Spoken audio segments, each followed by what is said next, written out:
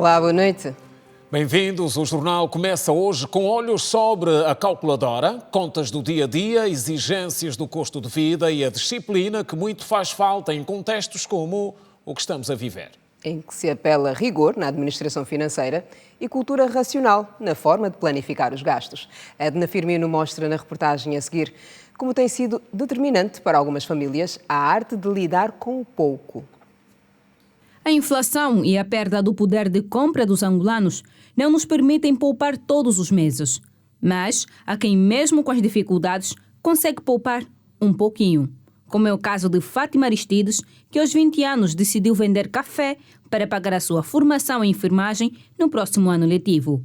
Num dia eu consigo vender 8 mil kwanza. Eu chego em casa, na praça, compro um negócio e jantar para minha casa, consigo guardar 40 mil, 50 ou 30. Eu quero me matricular o próximo ano. Gostaria de seguir enfermagem. Por dia saco com 5 mil kwanza. E quando chego em casa, 3 mil. No gasto de casa, os 2 mil guardo.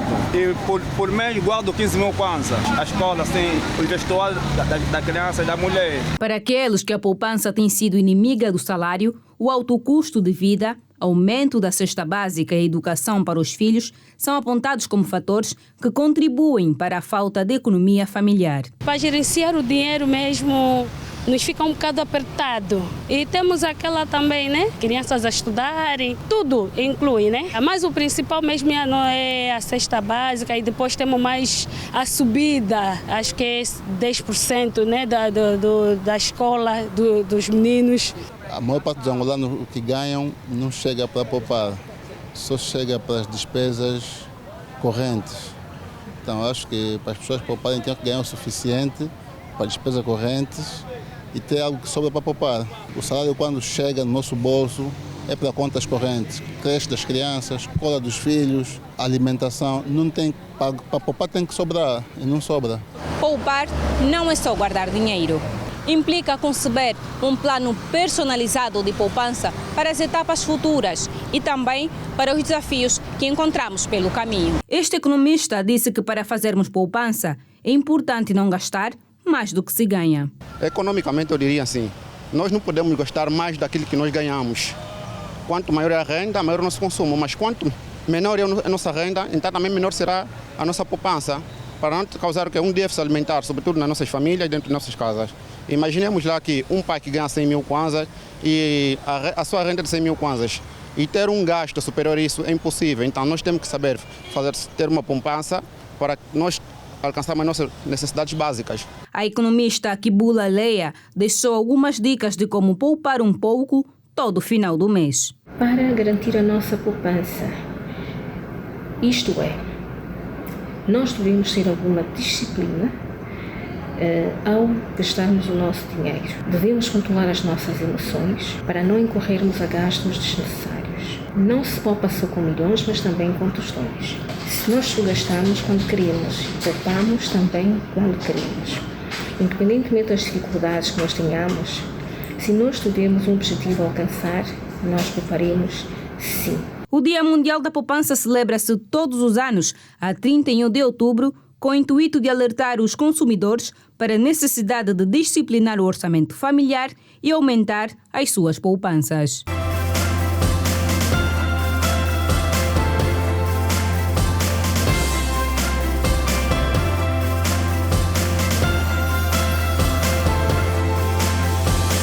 Outra vez, boa noite. Preços no mercado. O mês de setembro fecha sem grandes alterações no quadro de aumento para alguns produtos da cesta básica. Os preços continuam a subir, segundo a mais recente atualização do Instituto Nacional de Estatística. Entre os produtos com os preços mais altos está o leite. Os mercados informais de Luanda, como Avocumbe e Teixeira, estão, nesta última semana do mês de setembro, com agitação anormal, devido às oscilações dos preços da cesta básica. Ao olhar para as prateleiras dos mercados, as maiores alterações se encontram entre os produtos como arroz, massa alimentar, fuba de milho, açúcar e feijão. O leite é dos produtos mais consumidos do mundo e Angola não foge à regra. Nos últimos dias, não está nada fácil ter este produto à mesa. Leite Nutria está 45 mil, quando já tenho de 24.200. Temos que substituir o leite pelo chá, porque já não estamos a conseguir comprar leite. Subiu muito, que nós gestantes precisamos mesmo muito, não tem como não colocar de lado. Segundo alguns compradores e vendedores, os últimos 3 meses do ano foram calmos e não houve qualquer alteração considerável nos preços. Para eles, atualmente, o cenário mudou. Com 200 e tal, eu tenho cantina, não vi que eu comprei. O saco de açúcar subiu a 60 mil, o arroz subiu de novo a 20 mil, que está mesmo demais os preços aqui no mercado do Avocumbi. Cada loja com o seu preço. Aí o açúcar é 55, aqui é 60, aqui é 58, já não tem mais preço do açúcar. Um bidão de óleo de 20 litros, 35 mil, é muito. O leite já não se fala mais. Está 50 mil kwanza, carapau de menina. Antigamente era 23 mil, 22. Mas pelos valores que eu trago aqui, já não é suficiente para conseguir comprar 5 litros de óleo. Porque eu trago aqui 6 mil kwanzas, mas fui verificar no armazém os 5 litros de óleo estão a 9.955. A nutricionista fala das alternativas a se ter nesta altura quanto à dieta alimentar. Um arroz, uma massa pela batata doce, pela mandioca no mercado, um frango, que muitas das vezes eles também não têm alternativa, que normalmente o acompanhamento que eles têm com a maior facilidade é o fígado, que também podem alternar com o peixe e fazerem um molho de tomate, que são as coisas com maior facilidade que a gente pode adquirir com um preço baixo. Segundo um responsável de armazém de venda de alimentos que não quis ser entrevistado, este fenômeno deve-se à taxa do IVA de 14%. Outra razão apontada é o facto de as distribuidoras terem alterado os preços dos produtos da cesta básica, o que pesa no momento de os revender. E hoje esteve reunida a Comissão Económica do Conselho de Ministros, sob orientação do Presidente da República. Entre outros assuntos importantes sobre a vida económica do país, o encontro analisou a Agenda Nacional para o Emprego. Trata-se de um documento que visa equilibrar a procura e a oferta de emprego no país, promover o fomento do emprego e reduzir as diferenças entre regiões. A Comissão Económica do Conselho de Ministros aprovou também hoje o roteiro para a implementação da nova arquitetura remuneratória da administração pública. Estabelecida com vista a harmonizar e reforçar as normas e práticas dos organismos públicos em relação aos salários. Os critérios para aumentos salariais, com base no contexto económico, a atribuição ao funcionário público de uma remuneração competitiva, bem como as estruturas remuneratórias para evitar desigualdades e gerar sentimento de justiça na administração pública, estiveram em análise no Palácio da Cidade Alta. Sob orientação do Presidente da República, os membros da Comissão Económica do Conselho de Ministros aprovaram o roteiro para a implementação da nova arquitetura remuneratória da administração pública, RINAR, um projeto subdividido em 3 fases. Este roteiro terá 3 fases. Uma fase de conclusão do diagnóstico. Como disse inicialmente, nós fizemos um pré-diagnóstico. Para sermos conclusivos, precisamos fazer o diagnóstico completo. Depois teremos uma fase de implementação e uma fase final de avaliação e de todas as fases, portanto, e de comunicação. O Executivo admite que grande parte dos salários da administração pública já não respondem às necessidades das famílias angolanas. Teresa Dias reconheceu que o pré-diagnóstico realizado pela sua instituição permitiu verificar a disparidade remuneratória existente nos 3 poderes que constituem o Estado angolano. Isto tem sido um tema atual, um tema em que temos acompanhado relativamente a algumas reivindicações em alguns setores em particular, mas no geral o desconforto que os funcionários públicos vêm levantando acerca dos salários e da melhoria dos salários na administração pública. Atualmente, ao nível da remuneração da administração pública, no sentido amplo, nós vimos que os 3 poderes têm salários díspares. O impacto das oscilações da moeda, as oscilações do mercado e para poder dar algum conforto à nossa massa de funcionários públicos ou ao nosso universo de funcionários públicos, é ir melhorando nos complementos. E temos tido complementos superiores, muitas das vezes, aos salários. Isso não é correto. A tendência tem de ser contrária. A ministra disse, por outro lado, que a pretensão passa também por alterar o cenário atual, onde os salários da administração pública nacional estão abaixo do expectável, se comparado com outros países da região da SADC. Nós temos, de facto, salários muito baixos ao nível do direito comparado com os países até da região. Podemos citar Moçambique. E entendemos, porque esta também tem sido a orientação do titular do Poder Executivo, que devíamos, de forma muito profunda, fazer um levantamento dessas tendências e dessas oscilações, porque nós não podemos ter centenas de normas avulsas que vão ditando os tais ajustamentos e, na verdade, distorcermos aquilo que é a regra.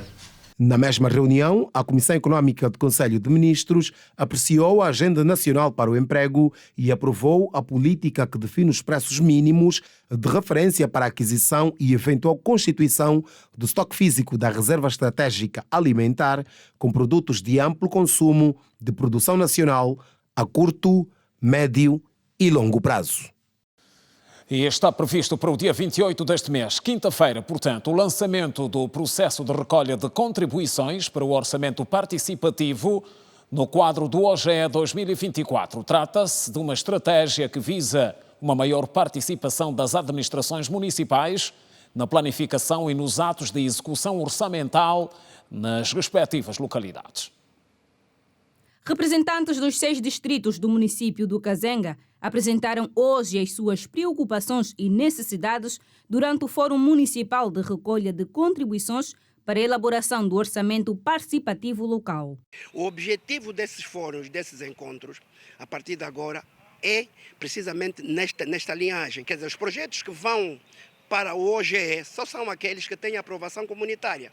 Aí a razão deste fórum, porque nós temos que apresentar as atas que de facto fizemos isso e que foi uma decisão não da administração municipal, mas sim que foi uma decisão tomada em conjunto com a comunidade. Projetos de iluminação pública, está já finalizado no Distrito Urbano do Quimaqueza, concretizamos com um projeto de iluminação pública, Calauenda também iluminação pública. Nesse momento estamos a fazer uma vala de microdrenagem no Distrito Urbano do Ojaenda. Está também em via de construção de uma escola de artes e ofícios, um centro de artes e ofícios, onde precisamente os jovens vão poder estar lá para aprender algumas profissões, estarem capacitados que é para o mundo do autoemprego. Sendo uma das parceiras do Estado angolano, a Igreja, segundo um dos seus representantes a nível do Distrito Urbano do Ojaenda, está preocupado com a falta de escolas e centros de saúde de referência.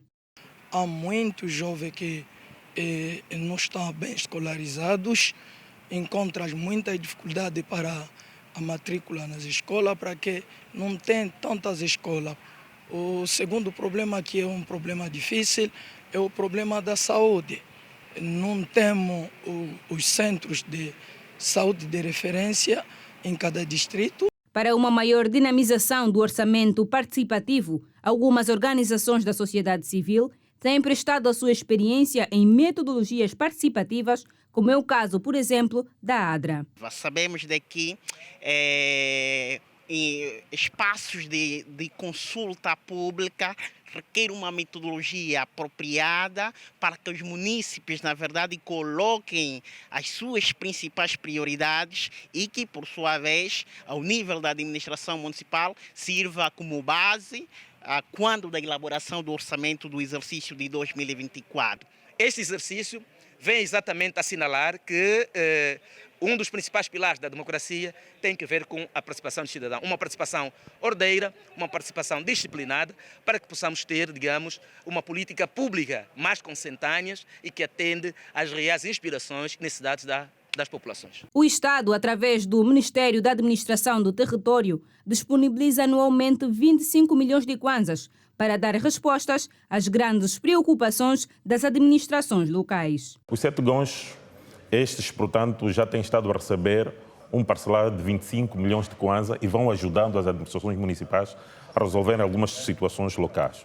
O que realmente estamos a fazer na recolha de dados é ouvirmos os munícipes quais são as suas preocupações. Portanto, fizemos uma árvore de problema, buscamos as preocupações a nível da comuna, a nível dos municípios, e este fórum é realizado pelas ONGs, que são credíveis e que foram credenciadas a nível do MAD. Um dos grandes objetivos do orçamento participativo está voltado na recolha de contributos dos conselhos das comissões de moradores para reforçar as linhas de base que deverá integrar na fundamentação do OGE na atribuição de cota por via de discussão e aprovação na Assembleia Nacional. Daqui a pouco. Um novo título de veículo começa a ser emitido pela Polícia Nacional a partir de sexta-feira. O documento, segundo a corporação, foi criado no quadro do projeto Simplifica. Além das características do veículo, o documento passa também a ter informações sobre o proprietário.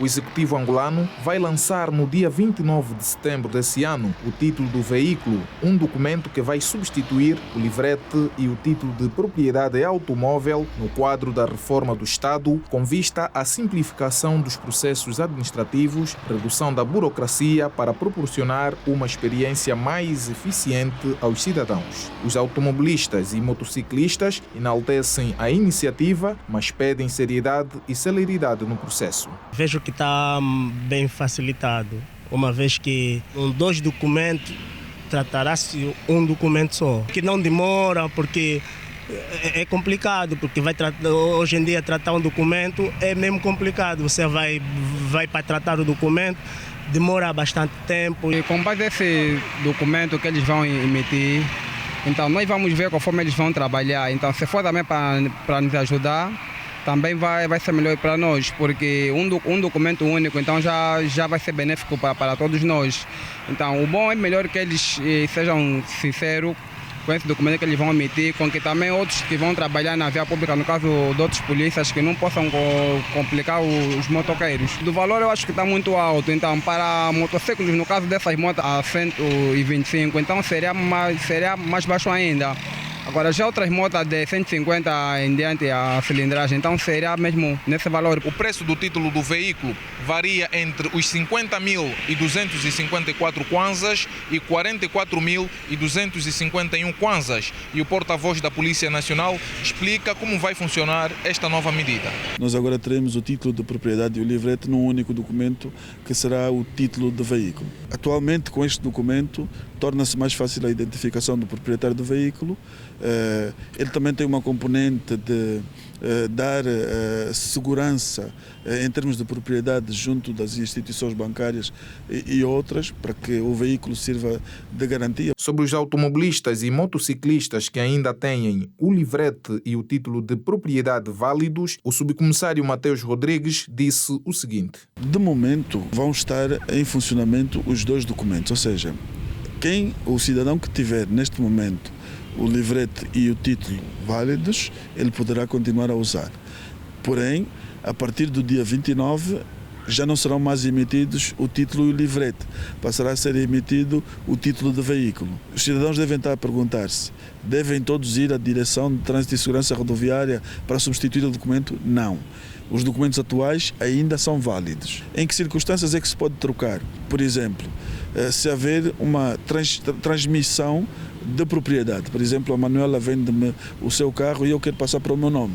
Naturalmente, quando for receber, já não vou receber o título de propriedade e o livrete, vou receber o documento novo. O custo do título do veículo é determinado consoante a categoria do serviço solicitado. A matrícula e registro inicial de automóveis ligeiros vai custar 50.254 kwanzas. Matrícula e registro inicial de automóveis pesados, 51.512 kwanzas. Matrícula e registro inicial para reboques, 49.652 kwanzas. E a matrícula e registro inicial para motociclo, veículos vai custar 44.251 kwanzas. Os cidadãos podem dirigir-se à Direção de Trânsito e Segurança Rodoviária a partir de sexta-feira desta semana para tratar o novo documento.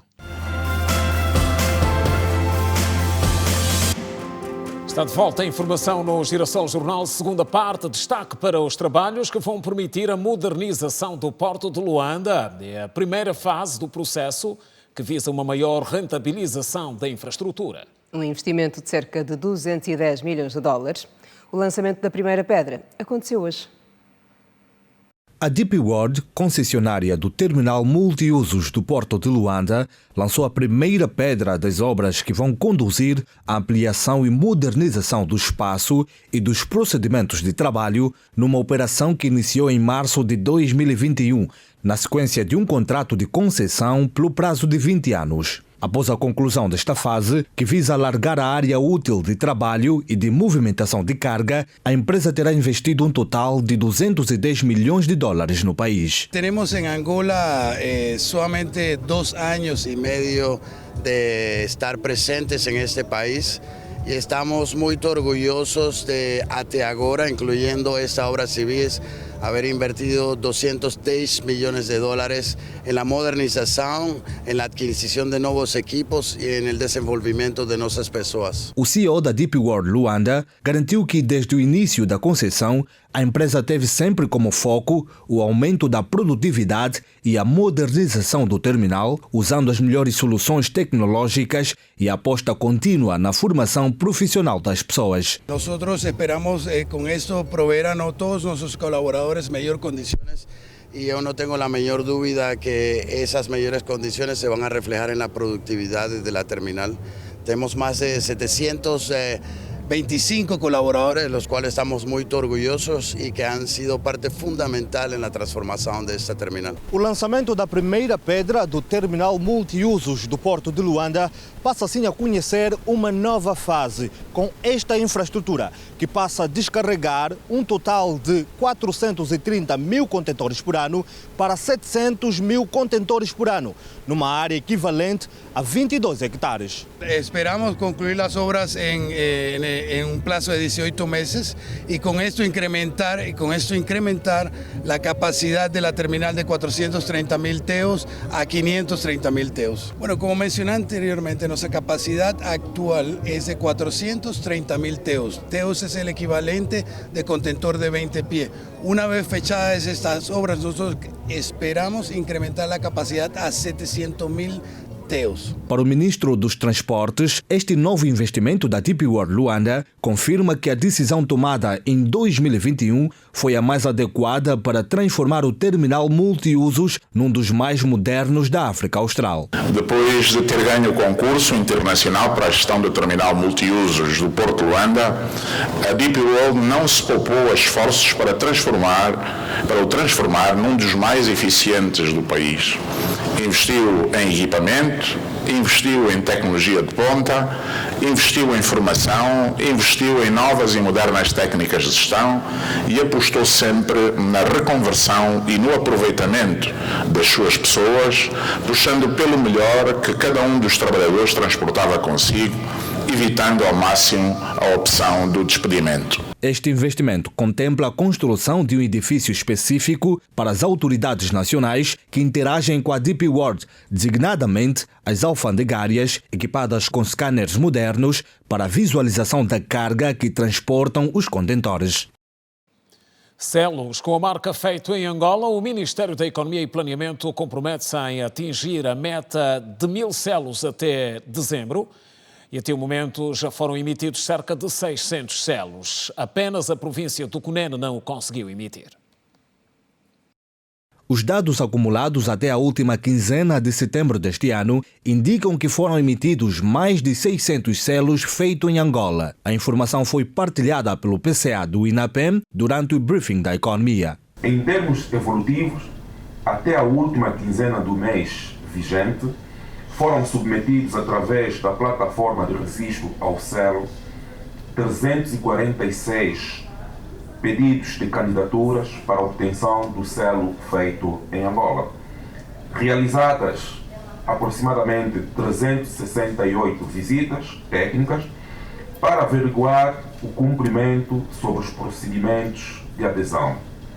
222 processos aprovados, 978 produtos registrados, 160 empresas já aderentes ao selo feito em Angola e 628 selos já emitidos. João Cosse deseja atingir até dezembro deste ano 1.000 produtos com selo feito em Angola, avançando que a província com maior número de produtos com selos emitidos continua a ser Luanda, seguida das províncias de Benguela e Huambo. A meta é chegar até dezembro com 1.000 selos, produtos registrados com selo.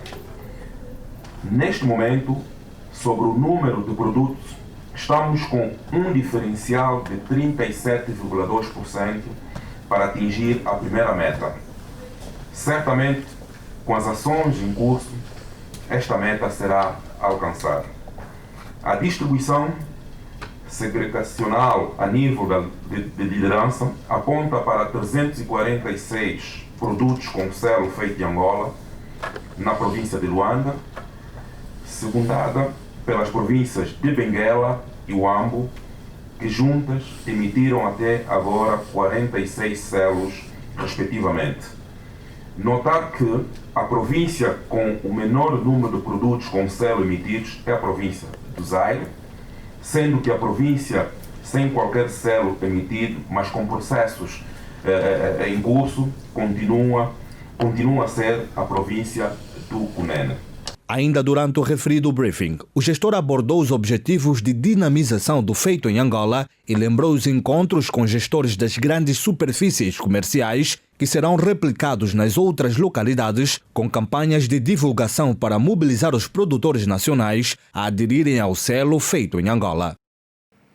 Agora falamos de preservação do ambiente e com o exemplo de uma escola que serve de referência na zona do Gamec, aqui em Luanda.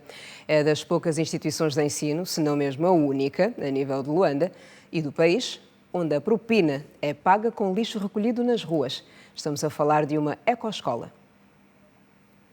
Nelson Mendes, uma criança alegre com sonho de ser cientista.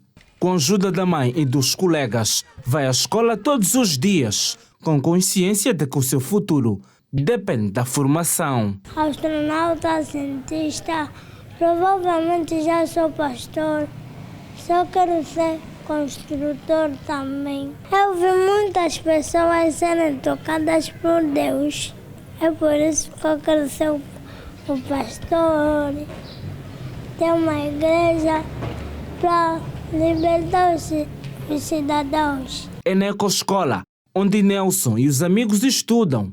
Aqui, nesta escola, com pendor ecológico, estão matriculados mais de 140 alunos.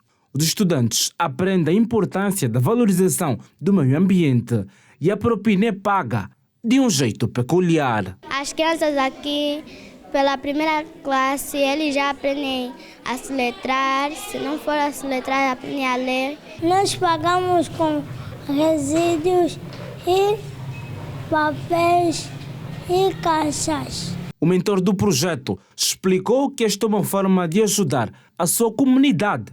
E como ninguém caminha sozinho, a ecoescola recebeu um financiamento do Banco KEV em materiais recicláveis. Nós somos a primeira ecoescola do país onde a propina é paga com resíduos, com lixo, como vulgarmente se trata. Nós trabalhamos com garrafas de águas PET e trabalhamos com papelões. Mais do que valor financeiro, o que nós queremos contribuir é com recursos. E os recursos não precisam de ser necessariamente financeiros. E vou dar um exemplo. Nós hoje trouxemos para aqui um conjunto de plásticos que recolhemos no âmbito de uma ação que fizemos de recolha nas feiras onde participamos e viemos fazer a doação na escola, que vai utilizar estes recursos para produzir arte e depois poder vender e ter então assim um retorno financeiro para fazer face às suas necessidades. A associação quer tornar a ecoescola autossuficiente, com iniciativas que visam assegurar o bem-estar da sua comunidade. Este é o estaleiro da ecoescola. Aqui, o lixo vira dinheiro. E é com base nestes resíduos que a mensalidade é paga. E ela acontece de duas formas. São 100 quilos de papelões e 50 de PET, ou então garrafas plásticas. Esta associação usa também o lixo como mecanismo de pagamento de certos produtos da cesta básica. Transformou uma cantina numa ecotanda. Damos assistências a algumas famílias que não têm dinheiro e elas podem comprar produtos aqui na Buçara, como vem, com resíduos. Da mesma forma como a propina é paga com resíduos, na Buçara, através do projeto Ecotanda, estas famílias têm o privilégio de comprar comida também com resíduos. Austrália. Desenvolvimentos na história do jantar com cogumelos letais. Em destaque.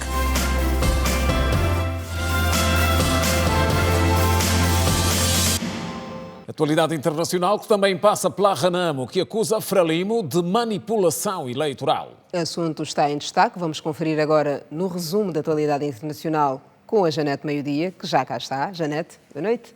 Boa noite, Quina. Boa noite, Simeão. Estás fabulosamente linda. Muito obrigada. Pois é. Assim que nos acompanha, boa noite. Já olharemos para Moçambique, por agora olhamos para o Níger, onde o governo militar disse que deveria haver um quadro negociado estabelecido com a França para coordenar a retirada das tropas francesas do país. Os líderes nigerinos fizeram esta afirmação em resposta ao anúncio feito pelo presidente francês Emmanuel Macron, que dava conta de que as tropas francesas se retirariam do Níger até o final do ano e que o embaixador francês sairia do país imediatamente. No entanto, o governo militar afirmou que aguarda atos oficiais das autoridades francesas depois do anúncio. Confira a seguir outras notas internacionais. O presidente da Renamo afirmou hoje que a população moçambicana deseja que as eleições autárquicas de 11 de outubro sejam as primeiras sem fraude eleitoral. O Sufo Momad apelou a todos os moçambicanos a manterem a vigilância e a denunciarem qualquer ato que visa manipular as eleições e promover fraude eleitoral. O líder do maior partido da oposição em Moçambique, que afirmou que os seus compatriotas querem que sejam realizadas pela primeira vez eleições sem fraude, acusou a Frelimo de comportamento não democrático e de manipular o processo eleitoral, de acordo com a agência Lusa. Políticos italianos e estrangeiros deram hoje o último adeus ao ex-presidente da Itália, Giorgio Napolitano, que morreu na sexta-feira aos 98 anos. Napolitano tornou-se presidente em 2006 e foi eleito para um segundo mandato de 7 anos em 2013. Deixou o cargo em 2015. Napolitano é conhecido como ex-comunista e ajudou a conduzir a Itália durante uma crise da dívida em 2011, quando usou os seus poderes para nomear o ex-tecnocrata da Comissão Europeia, Mário Monti, para liderar um governo, após a renúncia do então primeiro-ministro Silvio Berlusconi. O presidente do PP de Espanha, Alberto Núñez Feijóo, considerou hoje que amnistiar independentistas catalães é uma aberração jurídica e moral. Alberto Feijóo falava hoje no arranque da sessão parlamentar de debate e votação da sua candidatura a primeiro-ministro na sequência das eleições espanholas de 23 de julho. O político pediu aos deputados espanhóis uma última reflexão antes de rejeitarem a sua investidura como primeiro-ministro. Feijóo disse que Pedro Sánchez está disposto a conceder uma amnistia aos políticos que protagonizaram a declaração unilateral de independência da Catalunha em 2017 e a abrir as portas a um referendo de autodeterminação. 6 pessoas morreram e 13 foram dadas como desaparecidas na sequência do transbordo de um rio na Guatemala devido às chuvas que caíram na capital do país. Uma das vítimas era menor, enquanto outras 5 adultas. De acordo com as autoridades, há a probabilidade de se encontrarem mais corpos. Segundo a Agência Nacional de Desastres da Guatemala, as chuvas derrubaram 6 casas depois do transbordo do rio Lavacas. De acordo com a Coordenação Nacional de Redução de Desastres, antes destas últimas chuvas, 29 pessoas haviam morrido devido às inundações na Guatemala neste período chuvoso. Está tudo dito por hoje. Aos 2, até amanhã. Boa noite, Janete. Até amanhã. Até amanhã. Bom descanso, Janete. E temos passagem pela Austrália, ainda na senda da atualidade internacional. com a notícia da alta hospitalar da sobrevivente da história do jantar com cogumelos letais. Já se passaram cerca de 2 meses. No fim de julho, Harry Peterson, uma mulher da cidade de Leongata, na Austrália, recebeu 4 pessoas para jantarem na sua casa. Horas depois, os 4 convidados começaram a se sentir mal. 3 morreram e o 4º foi hospitalizado e só teve alta no dia 24 de setembro, depois de meses. Os convidados eram os ex-sogros de Erin, além da irmã da sogra e o marido. A polícia acredita que Erin serviu um cogumelo potencialmente letal no jantar, porque os sintomas de todos que tiveram problemas de saúde são compatíveis com os de quem come os cogumelos venenosos. Erin afirmou que usou cogumelos de tipos diferentes para o jantar. Uma parte tinha comprado num supermercado e os outros eram cogumelos secos, comprados no mercado especializado em comida da Ásia. Ela confirmou que serviu bife com cogumelos e que todos comeram o mesmo prato. Ela também afirmou que os convidados escolheram os seus pratos e ela comeu o que sobrou. A polícia chegou a considerá-la suspeita. Ela foi interrogada, mas foi libertada e não foi acusada. E está lançado o processo de seleção de candidatos na Escola 42, a única do país vocacionada à educação tecnológica. Na corrida estão mais de 4.000 candidatos. O processo teve início hoje. Após uma impressionante resposta de mais de 22.000 inscrições para a Escola 42 Luanda, cerca de 4.400 candidatos foram selecionados para a fase de apuramento da nova instituição de ensino da programação. Nesta terça-feira, os candidatos tiveram a oportunidade de visitar as instalações, onde poderão conhecer a escola, sua metodologia única e o ambiente de aprendizado colaborativo. Superamos as expectativas, na verdade Angola está de parabéns. Mas por estarmos a falar de um número elevado, começamos agora exatamente pelo check-in, tivemos que dividir por sessões e por grupos de 100 candidatos. O que torna esses candidatos eleitos é que eles se destacaram na fase de inscrições, não devido a conhecimentos prévios em programação, mas sim pela habilidade de enfrentar desafios de lógica online e capacidade de resolução de problema e raciocínio. Foi um pouco simples e um pouco complexo, porque tinha que pesquisar para poder passar, tinha que pesquisar bastante, era algo novo e para fazer os primeiros jogos, tive que pesquisar e estudar um pouco e conseguir passar isto aqui. Para garantir a efetividade na 42, aos candidatos que vêm de várias partes do país e do mundo, serão introduzidos os princípios fundamentais da programação e a importância do trabalho em equipa. Serão 4 semanas ininterruptas até que passem pela próxima fase. Ontem eu cheguei cá em Luanda com o objetivo de fazer o check-in. E hoje acabei por passar por este check-in e não me arrependo. Quando pesquisei sobre 42, então vi que era necessário fazer alguns ajustes, como por exemplo pedir um mês de férias ou mesmo um mês sem salário na empresa, a fim de dedicar a tempo integral, porque são por dia 10 horas de trabalho. Então, esse é o meu objetivo, porque eu não quero perder essa oportunidade. A Escola 42 é pioneira em programação a nível do país e também é a única a nível da África subsaariana. Neste processo de candidatura foram mais de 4.000 inscrições e dentre este número apenas 10% foi de mulheres. Eu sinto muito feliz por saber que estou aqui a representar algumas meninas, só que também é uma grande responsabilidade, porque quando estamos a representar devemos fazer um bom papel. Mas saber que existem mulheres a entrar neste ramo que é de informática, onde era outrora dominado por homens, é muito gratificante e muito bom. Como as inscrições continuam abertas, os candidatos, os potenciais, os interessados poderão continuar a fazer as inscrições e os testes. Apelamos às nossas senhoras para inscreverem-se e aceitarem o desafio da 42 Luanda. A 42 Luanda é uma iniciativa implementada pelo Gabinete de Quadros do Presidente da República e o Ministério de Recursos Minerais, Petróleo e Gás. Faz parte de uma rede global de escolas de programação e tecnologia com sede em Paris, na França.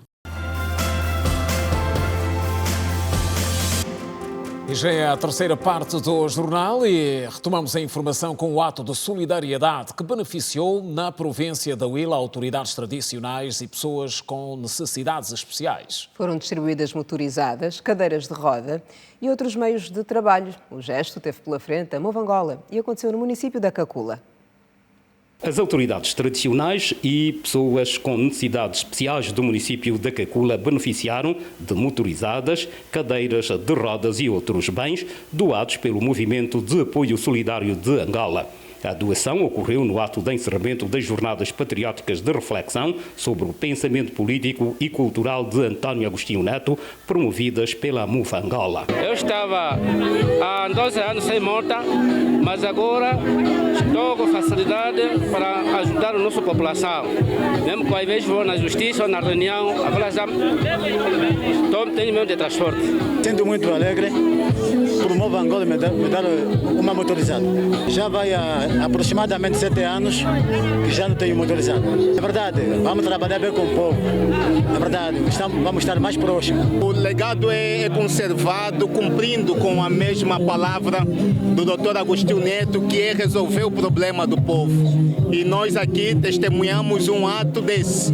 Pessoas recebendo algum bem, né? Para muitos pode não ser muita coisa, mas só quem mesmo necessita sabe que resolveu alguma coisa. Enquanto representantes da administração local, nos sentimos muito felizes por isso, porque nos trouxeram não só o calor, como também alguma alegria, alguma solidariedade. A nossa gente muito carenciada, como constatou, com a distribuição de cadeiras de roda, de motorizada e de instrumento de trabalho. Como sabem, nós somos um município essencialmente agrícola e trouxeram instrumento de trabalho para a nossa gente. E então, por esta razão, estamos muito felizes por acolher esse ato. O mais importante é a satisfação dos problemas do povo. Razão pela qual o MUFA Angola está representado nos 14 municípios, para não dizer, é de uma estrutura de âmbito nacional. O que nós queremos é trabalhar com as comunidades. Razão pela qual temos aqui as nossas autoridades tradicionais, temos as nossas igrejas, temos a população no geral para testemunhar este importante evento. O presidente da MUFA Angola disse que a máxima de Agostinho Neto, segundo a qual o mais importante é resolver os problemas do povo, continua válida. Exaltar a figura do presidente Neto é um gesto de reconhecimento daquele que em 1975 proclamou a independência de Angola, tendo proferido as palavras: o mais importante é resolver o problema do povo. A memória do Dr. António Agostinho Neto merece o respeito de todos os angolanos, pois sempre lutou para que Angola fosse um país independente, cujo exemplo político deve ser seguido para as gerações vindouras. E a fechar o jornal hoje, retratos na rede, exemplos que destacam os passos do país rumo à industrialização. É um novo olhar à dinâmica de produção de plásticos na Zona Económica Especial. Acompanhe. Depois de Angola conquistar a independência, a sua economia apresentava-se próspera, quer devido à existência de exportações consideráveis de produtos agrícolas e minerais, e mesmo de serviços, através de trânsito para o Chaba, antigo Katanga, pelo caminho de ferro de Benguela, devido ao início de um processo de industrialização.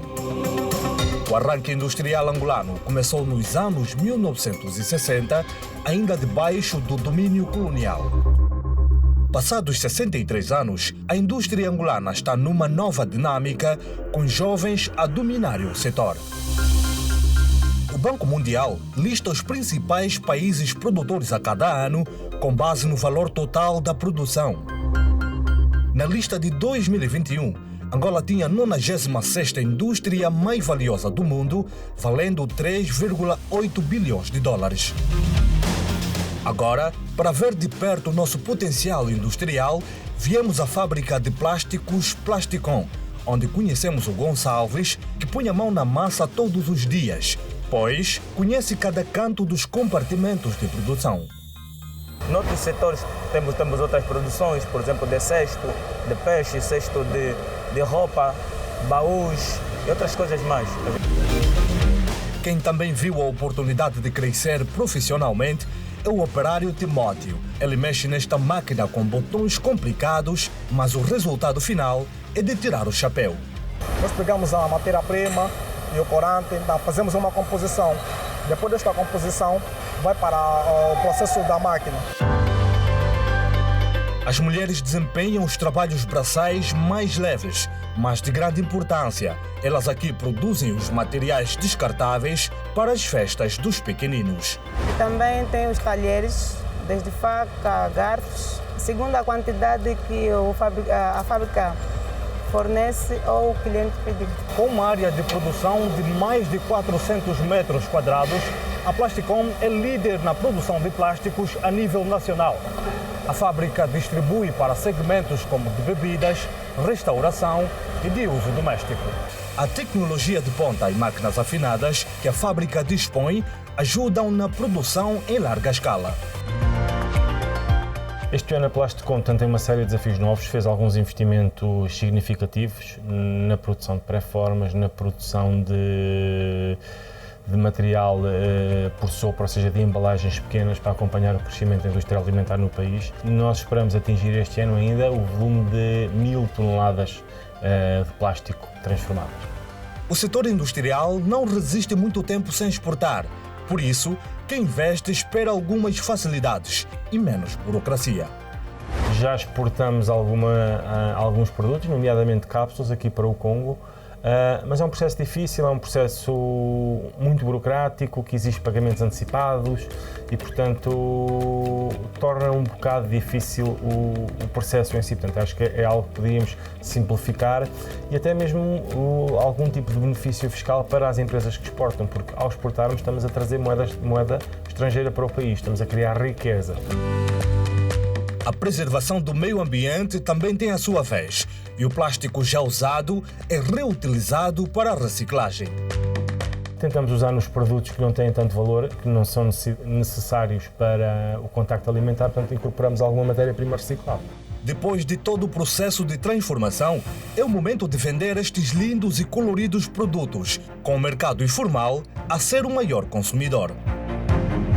Nós temos comerciais que se deslocam às praças, aos centros comerciais, para saber as necessidades do cliente e assim conseguimos distribuir os nossos produtos. Este polo industrial, localizado na Zona Econômica Especial Luanda-Bengo, já empregou mais de 100 jovens e muitos dos quais encontraram aqui o seu primeiro emprego.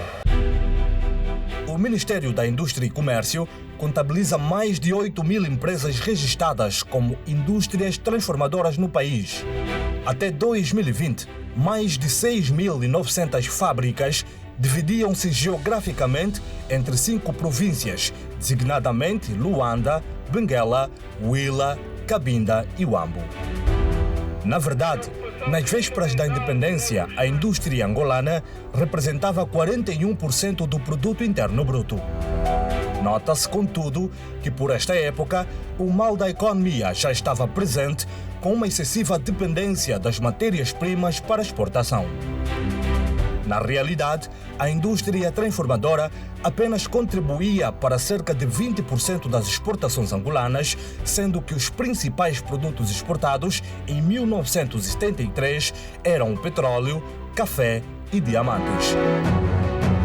Agora, veremos se chega a vez de produtos feitos de plástico.